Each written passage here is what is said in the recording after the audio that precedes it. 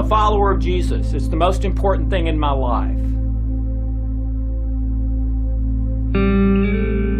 The most healing, healthy thing for the human brain is a belief in God and prayer.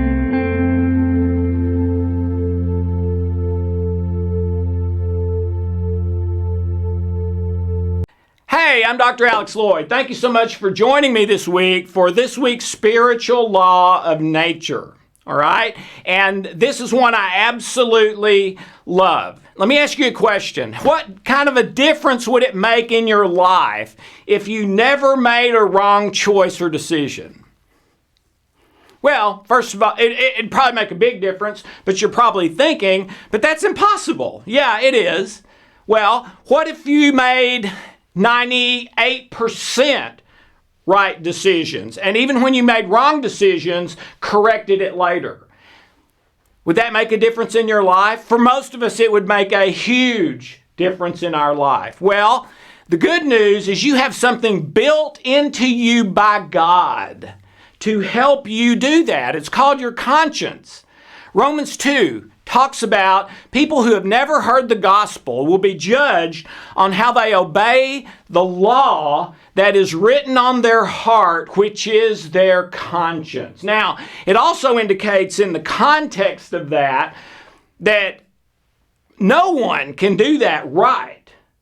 But it still lets us know that God wrote a law on our heart. It's our conscience.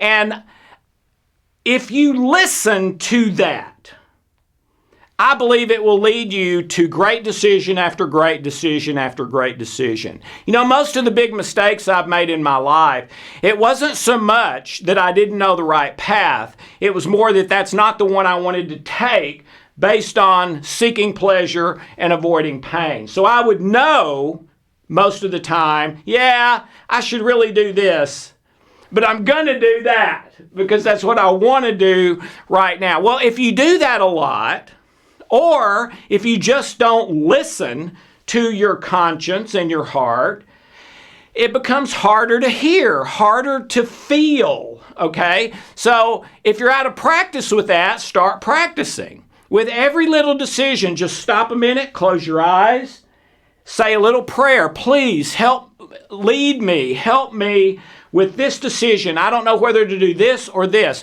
Or I've got this dilemma here and I'm not sure what a good next step would be or the solution. And then just sort of wait and listen. I love one of the quotes about Mother Teresa. She was being interviewed on a big news program and they asked her, how do you pray? What do you say when you pray? And she said, I don't say anything, I listen. And if you don't understand that, I can't explain it to you, she said. Okay?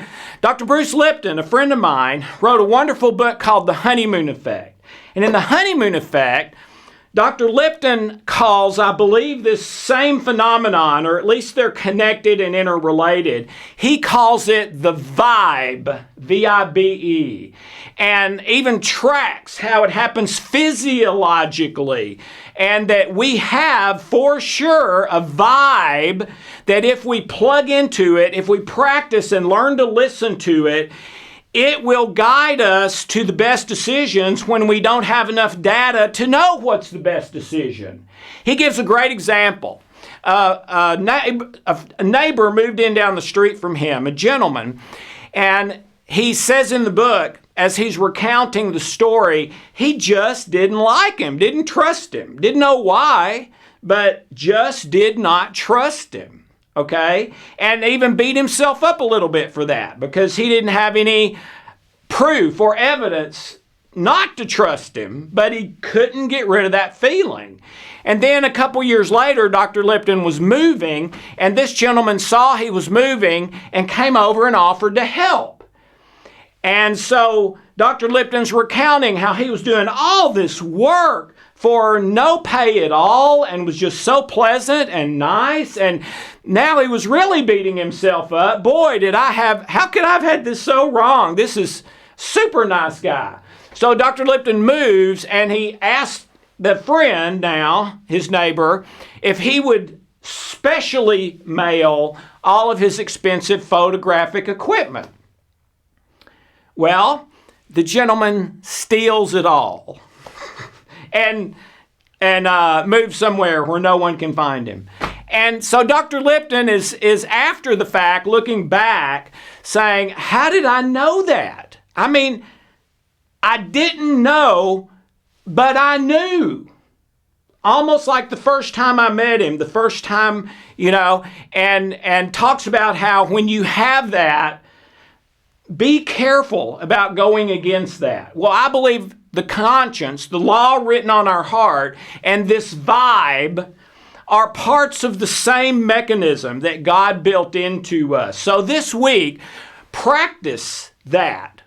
Even with little decisions, especially big ones, but even with little ones, pause, close your eyes, say a prayer. Please lead me to the best next step, the solution, the choice that is best here.